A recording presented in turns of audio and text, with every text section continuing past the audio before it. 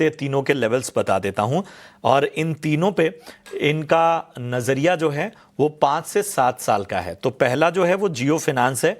इन्होंने जो है वो यहाँ पर 305 के भाव पे खरीदारी की हुई है। 7,888 शेयर हैं। अच्छा खासा नुकसान यहाँ पर जियो फिनांस में झेल रहे हैं। दूसरा स्टॉक इनका इन्फोसिस है। यहाँ पर इन्होंने 1522 के भाव पे खरीदारी की हुई है और ये जो इनका नज़रिया है वो 5 से 7 साल का लेकर चल रहे हैं दोनों ही स्टॉक पे। दिग्गज स्टॉक हैं। इन्फोसिस में तो मुनाफा है लेकिन जियो फिनांस में अच्छा खासा नुकसान है। एक बार फिर से मैं नीलेश जी लेवल्स बता देता हूं।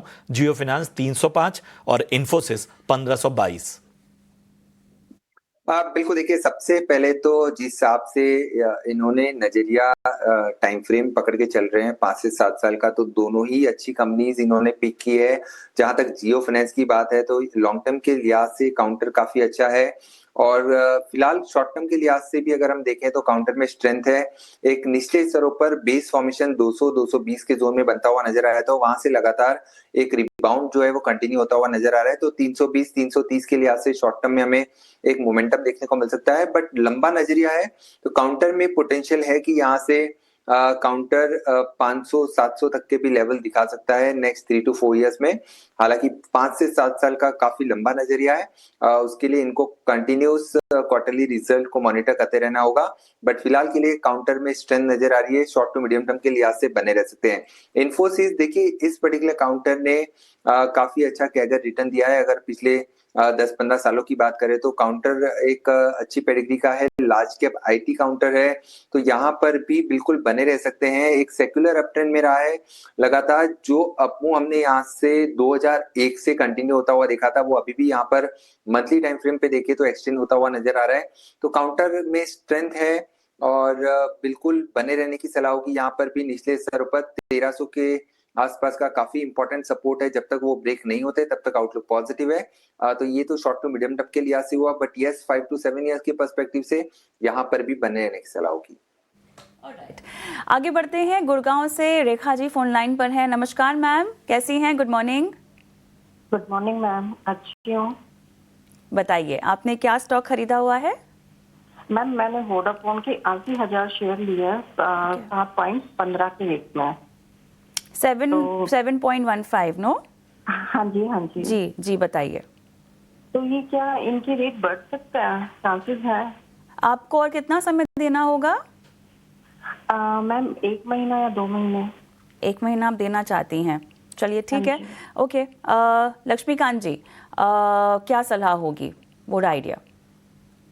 देखिए, जैसा कि हम सभी जानते हैं कि वोडा आइडिया के जो शेयर्स हैं वो नेगेटिव डाउनवर्ड ट्रेंड में काफी दिनों से ट्रेड कर रहे हैं और ये स्टॉक हमेशा ही किसी ना किसी नेगेटिव न्यूज का शिकार होता हुआ दिखाई दिया है। तो अभी भी जो की हर्डल्स हैं इसमें बने हुए हैं। मेजर अपसाइड का मूव तो आता हुआ नजर नहीं आ रहा है। जो अपर साइड के रेजिस्टेंस है वो 8 से 10 रुपए के आसपास है और एक इमीडिएट रेजिस्टेंस जो कि हमें दिखाई दे रहा है वो 7.20 पैसे के आसपास आ रहा है। तो ओवरऑल ट्रेंड तो डाउनवर्ड का है और मुझे लगता है कि अगर ये अपने जो इमीडिएट सपोर्ट है 6.5 का, उसके नीचे अगर सस्टेन होता है तो देन आफ्टर हमें फर्दर सेलिंग प्रेशर देखने को मिल सकता है और फिर अपने इसमें फिर हमें एक और डाउनवर्ड मूव देखने को मिलेगा जो कि इस स्टॉक को 3 रुपए तक भी पुश कर सकता है।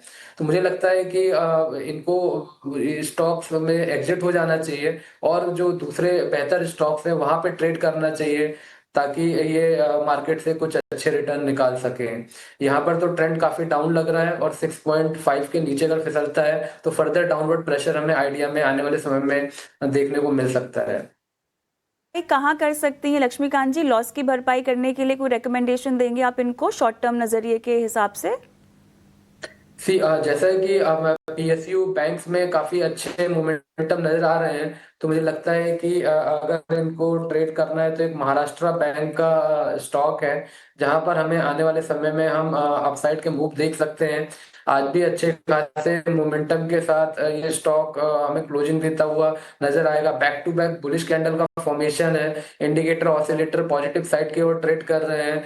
अगर ये स्टॉक फिर से एक रिट्रेसमेंट दिखाता है टुवर्ड द लेवल्स ऑफ 52-54 के आसपास तो वहां से ये बाइंग इनिशिएट कर सकते हैं। उस दौरान जो स्टॉप लॉस बनता हुआ नजर आ रहा है वो बनता हुआ आ रहा है 45 का, और फिर से अगर इसमें रिकवरी मूव स्टार्ट होता है देन आफ्टर हमें 65 से लेकर 70 तक के लेवल्स महाराष्ट्र बैंक आने वाले समय में शो कर सकता है। तो चलिए महाराष्ट्र बैंक में बाय करके ये चल सकते हैं। चलिए महाराष्ट्र बैंक में खरीदारी और 45 का स्टॉप लॉस और आपको रुके रहने की सलाह जो